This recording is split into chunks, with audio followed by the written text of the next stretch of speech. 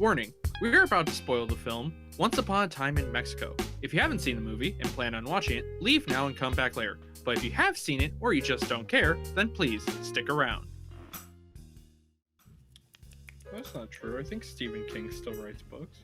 He does, probably. I don't know. I think R.L. Stine still writes books too. That's cool. Nice. I didn't know that. Good for him. Yeah. He was the author of Ghostbusters, yeah? Or sorry, not Ghostbusters. Fucking, what's the name of it? Hey, Cameron, can I edit this episode? No! What was it? But you have so many on your plate. Shut up. Ghost... The fuck was it? The one with the book anthology series for kids. Ghost something. What was it? It's not Ghost. It's not a goose. Goosebumps. Yeah! Hey! Okay. Fucking goose. I could... Okay. I call dibs. No. Just... Yes. No. No. You already have the 100th episode Mad Max dare. and fucking The Cape. Don't you dare. Don't you dare.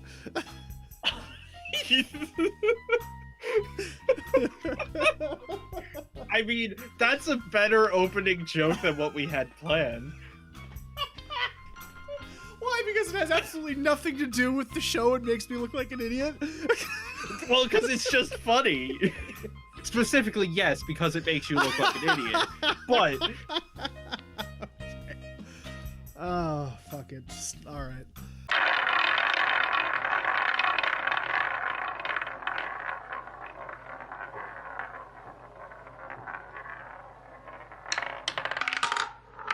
Hello, everybody, and welcome to Cinema Roulette. We're here today, and it's a bit exciting because this is the first series on the sellout wheel that we have completed. It's the end. Right. That's it. We've done an entire series, so... A trilogy. The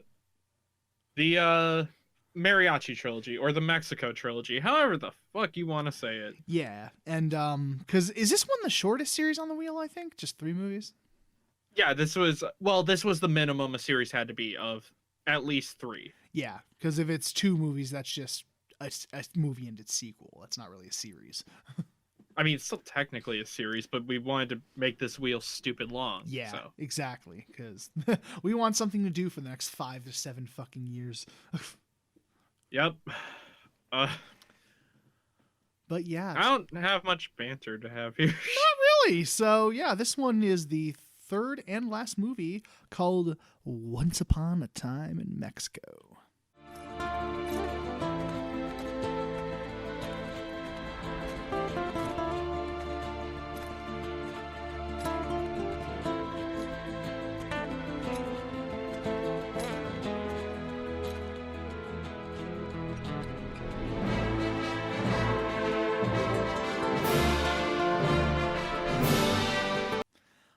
And we went quiet. There it is. All right. Yeah. So this movie was, we'll get into it, but it was fine. Yeah. I was worried this was going to be really bad because we've had a bad run since episode 100. Yeah, it hasn't really been. This is the best thus far after 100. So we've had a little bit of a slump here. Like we'll keep saying, we don't go out wanting to watch bad movies because that's just no fun. Or bad shows because those are longer. Yeah, exactly. So we don't go out seeking it. It's just like, if it's bad, it's bad. Then you get to hear us bitch, which is fun for some people. But it's like, that's not the point but of hey, the show. if you do like hearing us bitch, episode 101 with Mad Max Beyond Thunderdome and 102 with The Cape are free on all podcast platforms and on YouTube. Hell yes, under CamCam. So go check them out. We need a soundbite of just shameless plug. Yes, yes, we do. We have a couple sound bites here and there one of these days. But one day we'll get a soundboard. We both have soundboards, though. No, I mean one of those soundboards with buttons to play sound clips. Yeah. Not. I mean, yes, we have soundboards. Never mind. Okay, I'll stop. Anyway, the movie. I'll stop being a fucking asshole. Okay, go on. Fucking pedantic. That's Do we need to talk about the author of Ghostbusters? Shut the fuck up. Nope. Okay. You know what? Should I keep this short? Because this thing gets convoluted, and I don't feel like going down every branching path. That's fine. There are quite a few of them, so you should be good. Okay, we're back in Mexico with the El Mariachi. And we got Johnny Depp. Who the fuck is Johnny Depp's character? Hold on, I'll hover over his name. His name is Sands. Sands. Yes. Well, Sands. I'm trying to... Not S-A-N, S-A-N-D-S. With a D. Yeah, I know what you're talking about. Yep. That isn't going to stop me from playing the Undertale sound. But there's this CIA agent. His name is Sands. He is looking for the mariachi because America's doing its thing where it goes to Latin America and it fucks shit up to keep quote-unquote balance. He hires the mariachi because he knows the mariachi wants to get revenge anyway. So mariachi is hired to kill an assassin after that assassin kills the president of Mexico. Also, the assassin killed his girlfriend from the last movie because for some fucking reason, the 90s and ever since in movie sequels, after people get together, the writers are like, we need a way to separate this. Yeah. I'll get back to that. That cliche fucking annoys me. Mm-hmm. But he's hired to do this.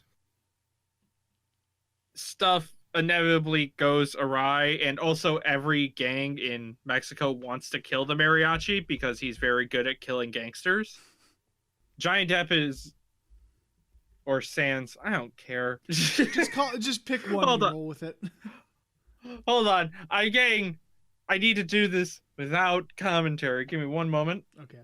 Alrighty. Johnny Depp also contacts a retired FBI agent to help. He does. He helps in the end. Yeah. And also tries to get in touch with a Mexican police lady. But it turns out she is the daughter of a mobster who's paying for the assassination, and the mobster's played by Willem Dafoe. You'd think this is important, but Willem Dafoe gets like 3 scenes in the movie. Yeah, he's kind of more of just like a background character than anything. Yeah. Johnny Depp gets betrayed by her, gets his eyeballs cut out, but he still gets revenge and kills her and survives in the end, even though he's a bad guy. The mariachi has a change of heart, and after getting some other mariachi friends who have weapon guitar cases like the last movie, they decide to protect the president. They succeed. All the gangsters die. Johnny Depp lives. And the movie ends. Yeah. That's the simple version. This has a lot more plot threads, and I honestly just couldn't care less. Yeah, that's the thing. Like, this movie's plot is just honestly not... You could ignore most of it. Yeah, because the first... We're going to get to compare it to the rest of the series, because that's another point of this wheel. Mm-hmm. But the other 2 movies had very simple plots. El Mariachi was a mistaken identity. Desperado was a revenge flick. Easy, simple. This one tries filling in government conspiracies, double agents. It's just too much, and also a full-on civil war, which I just want guitar cases in action, guys. Yeah, honestly, like it tries to throw way too much in there. Like it almost goes like Metal Gear Solid in a sense, where they try to throw all this shit in there, but except no one has a gray enough ass. Exactly. And Metal Gear Solid was, you could still like have fun, and the plot, the fun part of the fun with that was the plot, because the plot was nonsensical, but it's still kind of focused. This movie felt like the pacing and stuff like that, it felt like it didn't have as much focus, honestly. It kept trying to do all these different plot threads and shit. Yeah, the pacing just felt really off for some reason. Yeah. Like, because I'll say it has a nice enough balance of talking scenes and action. It doesn't feel like it goes overboard in either of them. Yeah, it has a good balance of both, if I'm being honest. And the action, when it does happen, is really fucking cool.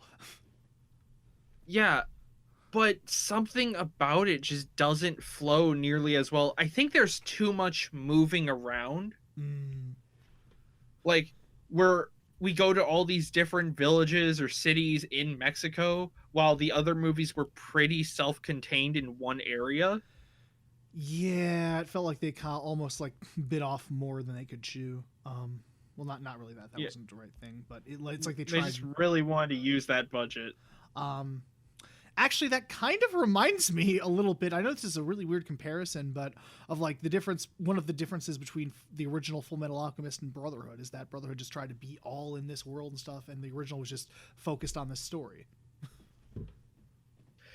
Yeah, because in the original Full Metal Alchemist series, it is just about Edward and Alphonse, but they try to focus on the entire world and all the war that's going on in that world in Brotherhood, which, yes, I know is more based on the manga, but you can still compare it to things. Shut the hell up. Yeah, exactly. We'll get to it. Oh, we will someday. But yeah, that's one of the biggest problems with this movie, and I know one of the biggest complaints is was the very convoluted plot, and rightfully so. Yeah, I will get the other complaint out of the way of saying the mariachi becomes a side character in his own movie. I didn't have that feeling. He's in it enough. He's in it enough. It's just he does kind of disappear in the middle of the movie for a little bit. Yeah, there's a solid 20 minutes where he's just gone, but with how many characters that are in here, that makes sense. Yeah, they wanted to more balance it, because I know one of the biggest things that Robert Rodriguez said is he wanted this to be his Good, the Bad, and the Ugly. Like, he kept like kind of hammering that in all the like interviews and stuff, which is not. I can see that what he was trying to do, because Good, the Bad, and the Ugly was, 3 characters: the good, the bad, and the ugly. But it was more focused than this movie, so it didn't really. I don't think comparing this to Good, the Bad, and the Ugly is that good of a comparison in my eyes. But who would be the third person? You have the mariachi, you got Johnny Depp, and who would be the third? The retired FBI agent, I guess. Yeah, I have no idea. That's the problem there. So, because no one else gets nearly enough screen time to be the third person. Yeah. Speaking of screen time, the villain is so much weaker in this movie. Because in the other movies, and you said this a little bit afterwards too, is you kind of got to know the villains and how their kind of twitchy reactions to everything and how things kind of worked in the criminal underworld. But this one is just generic crime villain number 25 or something. Yeah, well, Defoe's like, I'm evil and I want to get away with it. And it's like, okay, I almost got away with it. Cool. I'm dead now. Yeah. Oh, okay. Good. And he really is just like one of the most generic, like, drug kingpins, where he lives in a fancy villa and he does evil things. He like takes piano lessons, but if he doesn't like it, he chops his fingers off. Yeah, he kills people at random. It's whatever. It's like, it's really sad. What a waste, man. Like, you have Willem fucking Dafoe, and this is how you use him? Yeah, that's also fair, because Willem Dafoe... I know this is a weird comparison, but Willem Dafoe was in the first John Wick, and he probably gets slightly more screen time in that than this, yet his character is still interesting in that. Yeah, it's like Willem Dafoe, he's one of the most charismatic and interesting actors of we're still working nowadays. Like, he's very weird. He's kind of like Nick Cage, where he just does all this weird shit and is just kind of awesome. But I know I had a list one time, but I forget who the third person was, because there was Nick Cage, Willem Dafoe, and someone else. Mm-hmm. Tim Curry. Tim Curry, yes. Like, that would be the Trinity. Nick Cage is the general population cult favorite. Yep. The cult favorite is Tim Curry. And then the odd middle ground of the sort of underrated cult actor would be Willem Dafoe. Yeah, exactly. And it's just, I just think he's just not allowed to do enough with his character in this movie, honestly. Yeah. Also, I'll admit, fuck up. Our file didn't I forgot to give the subtitle file, so for the first part of the movie we didn't know what was going on since everyone speaks Spanish. Yeah, well, not everyone speaks Spanish, but they're like half the dialogue is in Spanish. So Yeah, for at least the opening of the movie. yeah, and they do switch back and forth quite often between that. And we didn't know how to get the subtitles on there, but eventually we was like, oh, that's how you do it. There it is. Yep. Too bad my totally legal DVD rip had that problem. I know, right? What are the odds of both of us having the same issue? I'm glad that was taken care of. I mean, and of course, Antonio Banderas is always great as the mariachi. Like, Jesus. Oh, Christ. yeah, he does he's still fantastic as mariachi. Hell yeah. I mean, I'd say Willem Dafoe is definitely the weaker part just because he's the villain, but everyone else does pretty good. Even Johnny Depp is really enjoyable just with how fucking weird his character is. Yeah, this could try to tie in way too much. Mm-hmm. Also, what was his girlfriend's name? Because they never say it. Carolina. Carolina? Carolina just gets killed in flashback land and apparently had a child and is killed in flashback, which is also killed in flashback land. This is kind of just glanced over a little bit, really. Yeah, the Mariachi series is really weird in the sense that every sequel has all this backstory that was never mentioned in the movie prior. Like El Mariachi was fine in that regard. Like Desperado. Desperado had his two brothers who also had weapon guitar cases that just suddenly exist now. Oh, apparently yeah. he didn't call on them to attack the big gangster. Yeah. Well, I think he found those friends afterwards, but yeah. No, because they show a flashback in Desperado of him playing guitar with them. Oh, I assume that was after they murdered the wife and kid because I thought you still had the scars when they did that. No, I'm talking in Desperado. I know. The wife and kid were murdered in this movie. I was talking about when his first girlfriend was murdered. Oh, right. No, because it was beforehand, because throughout Desperado, he can't play guitar. Which they kind of retcon in this movie, which is weird. Well, no, he played guitar in the opening fucking scene. Yes, because that was beforehand.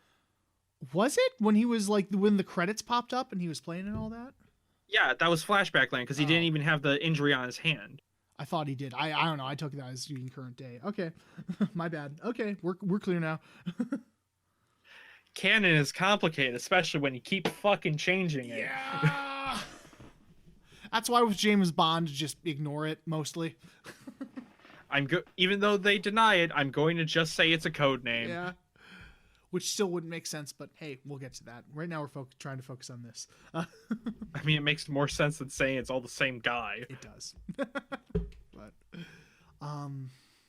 But and that's just Desperado. In this one, he has two other mariachi guys who he just acts like he's known forever, but again, was never mentioned.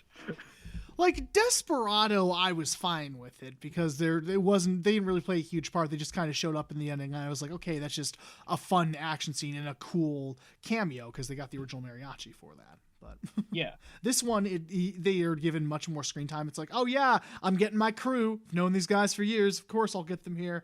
And we've never seen them before this movie. One of them's a drunk. The other is played by some pop star, I guess. Enrique Iglesias. Yep, whoever the fuck that is. Makes really shitty music. Can debate cutting that one out, but... I don't... It's your opinion on his music. I don't fucking know what he makes. I know. But, yeah, I don't know, it is weird, but yeah, the wife and the kid is really strange because that just kind of happens between movies. It's like Desperado, he rides off with her into the sunset, yay, and then next movie, oh yeah, by the way, they got married, had a kid, now they're dead. And now they're dead, and he wants to get revenge on this guy who you never knew about. And that's another problem, the villains. We didn't know the villains beforehand. Like in Desperado, it was the guy who killed his wife and fucked up his hand. In this one, it's like just this general dude who murdered his wife and kid between movies, which we didn't see. So, Yeah. Yep, just kind of exists. He's evil. yep, he does. And He does. also, with the killing of the wife, that fucking annoys me because it's such a shitty way to raise tension. Yeah. I mean, okay, the main way I hate it is stuff like Jurassic Park, where it's like, these two broke up between movies and now they're going to try to get back together. That's the worst fucking writing, and I hate it anytime it happens. Hello there, Uncharted series. How are you? Hi, Uncharted series. Hi, Dead Space 3. It is a very annoying cliche. It's like, oh, yay, we're back together now, but the next game, oh, we broke up between then. There's some kind of fight we had, and da-da-da. We don't know how to write a relationship Yeah. after they get together, so we'll just break them up. It's just such a generic way to add, like, unnecessary drama to the whole thing. Like, Yeah, and also here, it doesn't add, well, besides the unnecessary drama, it doesn't add anything to the mariachi. He's like, Yeah. I'm doing this for revenge, but he's not acting out more angrily or anything. He's still No. completely level-headed and just the mariachi as usual. yeah. But then at the end, he's like, oh, well, I'm for Mexico, or something like that. But I don't know. Neat. Neat, great. He's a freedom fighter. Awesome. Yeah, that is one of the biggest issues with the movies, the pacing and that. So, Yeah, and the characters just don't work well. mm-hmm. Like, they're acted fine. It's just the script doesn't allow them to reach any Yeah. full potential. Like, El Mariachi is fine because you already know his character and he does a fantastic job. Johnny Depp's character is pretty well developed. You get to know him fairly well. He should have been dead, though. Oh, he should have been, totally.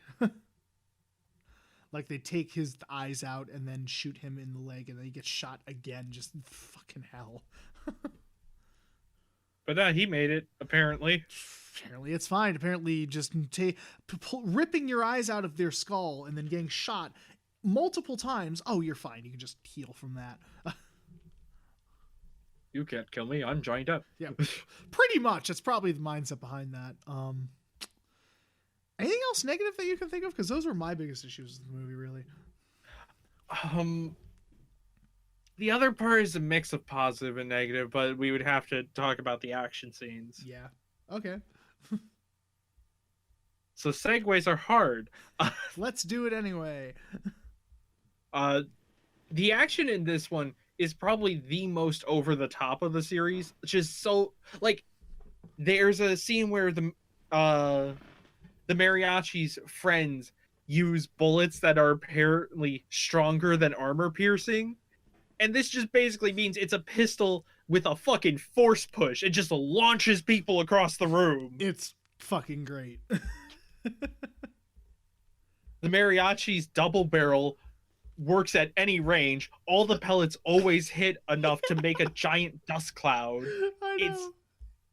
It's just over the top and fucking insane. It's great. Like, it's psycho bonkers crazy. Like that opening, one of the flashback scenes where they're chained up in bed and then they like go out the side of the building and they keep like jumping while one hangs on and going back and up and down. I'm like, oh my fucking God. Oh yeah, because the villain cartoonishly like put this big prison chain attached to them, so they're swinging around and shooting at bad guys. It's fun. And that was the point I knew. I'm like, this is some stupid fucking bullshit, and I'm down for that. Yeah, the action scenes are fucking great. You can definitely tell he had a much bigger budget even from Desperado. Oh yeah. The other thing I love is when the mariachi does get revenge, he literally blows the fucking kneecaps off the villain. It's brutal. Like, you see, like, all that's left is basically his bone and some muscle, and he just like collapses and like it bends backwards because he can't support it. It's brutal as fuck and awesome. Yeah, the gore is definitely upped in this one too, which is a lot of fun. Yeah. I don't know. I felt they were about even in both movies, but yeah, the gore is still good as usual. I think there was more detail here. Like, Desperado had more blood splatter, but this one had more gory effects, Yeah. if that makes sense. And the makeup on Johnny Depp's eyes when they were ripped out was really good too. So That was, and the guy with the eye patch, he also had very convincing eyeless makeup. Because I was wondering who that was. That was Cheech Marin.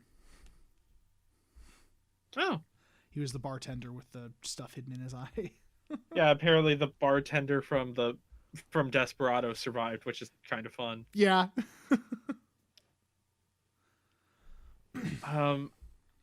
But my kind of problem with the action is, with the other two movies being so grounded, it doesn't feel right for the series. If this movie was its own standalone thing, I feel like I would enjoy it more. But the fact it's connected and I can compare it to Desperado and El Mariachi, it hurts it. It really does. It's really a hindrance to it because, like, I mean, the other two movies are stupid as fuck too with the action. Like, the action scenes are really over the top, but you're right. Even compared to them, it's way less grounded and way more silly. Yeah, like Desperado has the scene where they keep trying to grab different guns that are out of ammo. That's funny. That's that's over the top enough, but also still grounded in a sense of reality. Yeah. In this one, you have the fucking mariachi jumping off the balcony of a church while he one-hands a double-barrel shotgun and crashes down onto the pews. It's fucking great and I loved it, but I just knew that this was going to be way more bonkers than the other one. I'm like, oh my God. Yeah, he's able to just scale that whole thing, by the way, just in a second. Like, yeah, he just rushes up that fucking thing. Like, he shoots at somebody and they like turn around and they turn back and he's just already like halfway up the fucking balcony and jumps into it. I'm like, holy fucking shit. And we're not talking like, oh, he took the stairs or a ladder. No, he just climbed the wall like goddamn Spider-Man. Yeah, honestly, like, like in a theater or in a church where there's a second story up top, he just jumps up the pillar and climbs up that. It's fine. I think the other problem with this action is the story. Since the story is more about the people trying to plan around this assassination, it feels a lot more serious, which just doesn't connect well with the silliness of the action. Yeah, it kind of contrasts a bit too much. Like, it feels like a different movie almost. It's weird. That's the word I was looking for. There were a couple scenes that felt like that, like when the fake FBI agent was captured and slightly tortured. It's like, oh, hi, completely different tone and movie. Yeah, honestly, it conflicts is the best term for it. It conflicts with one another. Like, yeah, it just kind of doesn't work. And it's like, it wasn't horrible, but there were moments where I noticed it. So it's like, movie, make up your mind a little bit. Come on. Yeah, decide on a tone. Mm-hmm. And like, me and Justin, we love our stupid over-the-top action movies, but I don't know if we've covered enough. We need to do that sometime. We do. Maybe next time we need a dealer's bet, we'll talk about Shoot 'em Up. That'll be fun. Ooh, yes, that'd be a fun one. So yeah, I think that's about it we have to say on this movie. Yeah. It's fine. Like, I feel a little bad because we did kind of shit on the movie a little bit, but it's fine. Yeah, but everything else is just kind of above average. Yeah. Sorry. So, like, I guess maybe the camera work's cool, but it was cool in Desperado and El Mariachi as well, so there's not much new to say here. Because that's the problem, is it doesn't really stand out at all. It doesn't try anything new or different. It's fine. Yeah, it just kind of sucks that the series kind of fizzles out. That's about it. Yeah. At least it didn't end on a bad note, because there are series that have done that. So. True. Mad Max almost did. Almost. that was a close call. Oof. But. Zooey Mama. Zooey Mama. All right. I think that's a good note to end our review on. Yep, right there. That's what we end on. So what are our final thoughts on the movie Zooey Mama? Yep, that's right. A Diary of a Wimpy Kid reference. All right, so. Oh, that means it's gonna be time to get to the sellout wheel. Woohoo! There we are. Okay. So again, we're on the sellout wheel. This time we're down to 15 series now. Mm-hmm. This is the third one we're going to be cover out of 8. Usually we do 4, but we're trying to get through this a bit faster before we get to the director wheel. Yep. If you want to know what's on the director wheel, listen to episode 99. Where we horribly mispronounce one of the directors' names and some of their movie titles. Yay. Oops. Oopsie poopsies. Anyway, it is time to spin. Oh, fuck yeah. Ooh, what we get? We're gonna go. Okay, we haven't gotten anything new yet because we still haven't done like half the wheel. Uh-huh. But we get to go Mission Impossible 2 now. Yeah! Oh, this is gonna be dumb. This is gonna be stupid as fuck. Yes. All right, I am down Okay, for that. we go from one over the top action movie to an even more over the top Yes. action movie. Let's go from what felt like a John Woo movie to an actual John Woo movie. I was about to say I was about to say off camera, off podcast, off mic. I don't know. That works too off camera. That's fine. I get what you mean. Anyway, when we were just talking, we were kind of comparing Robert Rodriguez to John Woo with how over the top the action is, and now we're going to watch an actual John Woo movie. Yes, I am down for that. Can John Woo do a spy thriller in a calm manner? No. The answer is no, plain and simple. The answer is no. We're not going to wait till next episode to tell you that. No. Yeah, no, he can't, and that's why it's fucking great. He's incapable. We're going to have fun. Oh, Okay. yeah, I'm excited for this. Alrighty. But next episode is Star Season 3, Part 1 probably. Mm-hmm. And then we will get to Mission Impossible 2. Yay. All right, so we will see you guys next time.